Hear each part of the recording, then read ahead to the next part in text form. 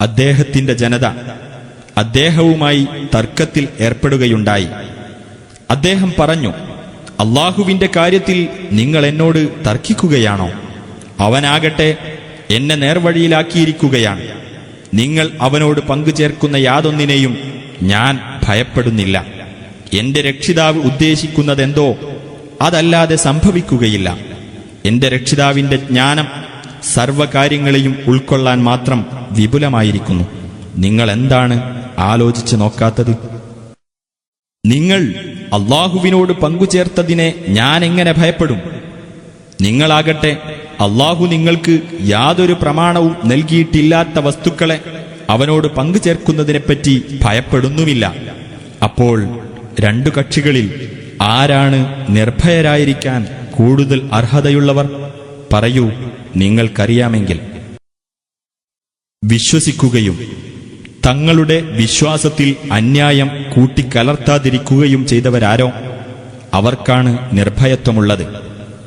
അവർ തന്നെയാണ് നേർമാർഗം പ്രാപിച്ചവർ. ഇബ്രാഹീമിന് തന്റെ ജനതയ്ക്കെതിരായി നാം നൽകിയ ന്യായപ്രമാണമത്രേ അത്. നാം ഉദ്ദേശിക്കുന്നവർക്ക് നാം പദവികൾ ഉയർത്തിക്കൊടുക്കുന്നു. തീർച്ചയായും നിന്റെ രക്ഷിതാവ് യുക്തിമാനും സർവജ്ഞനുമത്രേ. അദ്ദേഹത്തിന് നാം ഇസ്ഹാഖിനെയും യാക്കൂബിനെയും നൽകുകയും ചെയ്തു. അവരെയെല്ലാം നാം നേർവഴിയിലാക്കിയിരിക്കുന്നു. അദ്ദേഹത്തിനു മുമ്പ് നോഹിനെയും നാം നേർവഴിയിലാക്കിയിട്ടുണ്ട്. അദ്ദേഹത്തിന്റെ സന്താനങ്ങളിൽ നിന്ന് ദാവൂദിനെയും സുലൈമാനെയും അയ്യൂബിനെയും യൂസുഫിനെയും മൂസായെയും ഹാറൂനെയും നാം നേർവഴിയിലാക്കി. അപ്രകാരം സദ്വൃത്തർക്ക് നാം പ്രതിഫലം നൽകുന്നു. സക്കരിയ, യഹ്യ, ഈസ, ഇല്യാസ് എന്നിവരെയും നേർവഴിയിലാക്കി.